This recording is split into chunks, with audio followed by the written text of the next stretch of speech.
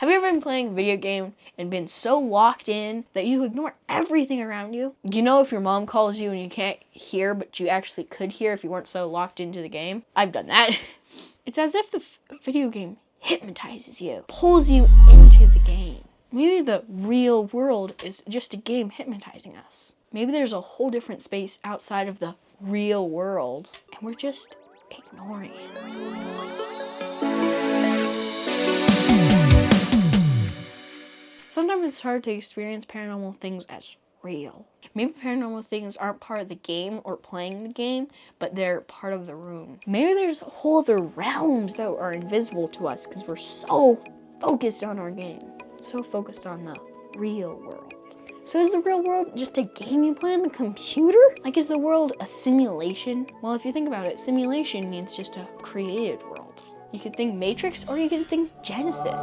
However you decide to look at it or experience it, I'm just trying to explain use a game as using it as an example. If there's more out there, why would we ignore it? Imagine you're a mouse. There's two things you need: to get away from the cat and get the cheese.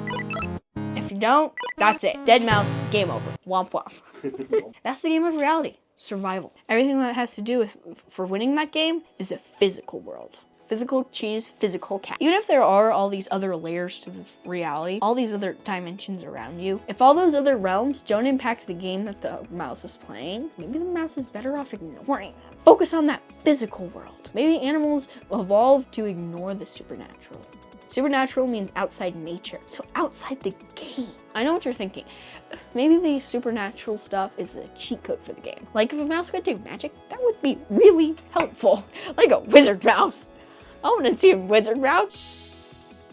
If ignoring all that stuff makes you better at playing the game, then animals are going to evolve to ignore it. We know this is true in some way. Our human eyes only perceive a small amount of the light. Insects can see ultraviolet. They see all these patterns that are completely invisible to us. For us, that extra information would just be a distraction. Is ignoring things that much of an advantage? Would you like to take a test in a noisy room with all a bunch of distractions and stuff?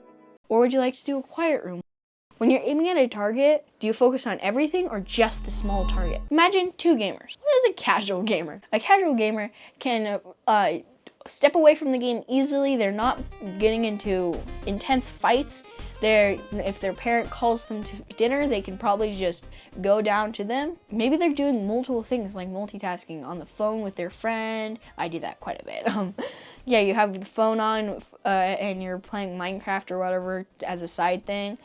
Really fun. It's not just about playing the game, it's about making the connection with a friend. The casual gamer represents like someone that is more in tune with other realities, like a medium. Are they having a good time? Yes. Are they less likely to get in trouble by ignoring their parent? Yes. But how do they compare to the second gamer? They are completely focused, ignoring everything around them. Who's gonna make more progress in the game? The casual gamer or the locked-in gamer? Maybe the casual gamer is having a better time. But that locked-in gamer is beating the game and speed running. And if that game is PvP, that casual gamer is gonna die first. It's like a shaman in South America doing a trance ritual versus a Spanish conquistador with steel armor. Those high realities may be sometimes a dangerous distraction, especially when you're up against someone that is not distracted one bit. So let's try and think about what this really could mean. That video game represents our physical world. What does everything else represent? What would it mean to look away from that computer screen? Look around the room. What would you be looking at? It's impossible to think. Or believe it or not, science and math has something to say about that. When scientists try and work out the math of reality, they find the math of physics. Sometimes it works better if you assume that there's more directions than up, down, left, right, up, and That's really hard to think about. How could there be another direction? But these physicists and mathematicians sometimes talk about 11 dimensions or more. To imagine that many directions, you can maybe think of different planes of reality. Not like a plane like an airplane, like a plane like a layer. Like all these layers like overlapping each other. It's kind of like the upside down too. Here's an interesting thing. A lot of religions talk about very similar thing. The Norse religion talks about the world tree, Yggdrasil, which connects 9 realms. The Mayans envisioned like 13 heavens and 9 underworlds. The Egyptians believed in the Dawat, the place that your soul travels after you die. Almost all religions have something to say about there being another realm and other dimension, other higher realm, and just stuff around us that we can't see. That's pretty interesting. Well, let's go back to our computer example. We can see that there's this higher plane of existence outside of our video game. You can move up, down, left, right inside the game. But outside the game, there's also directions. There's this whole other space outside the game. What would it be like to see this other space? Would this other perspective let us be able to see the worlds in a different way? See this ball? When you spin it, it looks like the lines are going up. But if you really understand and look at the shape that's of, nothing is really moving up. It's actually spinning around.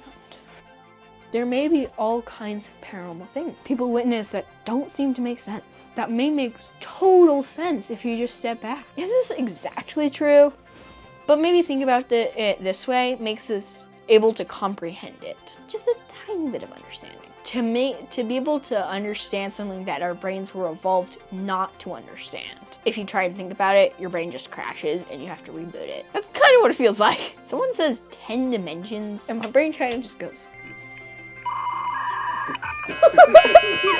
Should we even try to think about these higher realities? I think so. Because if we can get only a little tiny bit of understanding, even if it's not perfect, I think it's worth it. If this is true and there's really more out there that we're all ignoring, we're living in a very exciting time. Why? Because we don't have to be 100% obsessed with the game. We can do both. We are not a mouse that has to be super focused on not getting eaten by a cat and getting cheese. We should live in the world and we should experience what we have to experience in the physical world. This is the part that's easy for our brains to experience. Be in the physical world. Eat physical food. Drink physical water. Go to school or work. Make friends. But we can also try and take a step back and try and explore what else might be out there. Maybe we can take care of ourselves in better ways by being in tune with more than just the physical world. Maybe we won't let time get away from us too much, like you do when you're so focused on that game. Maybe we can slow down our lives a bit. And maybe somewhere out there in those higher planes of reality, there's something kind of like a parent. They've been telling us it's time for dinner and they get a bit frustrated, but they really just want to take care of us. If there's something like that out there, we want to make sure we're listening. It would be pretty nice to be able to experience it.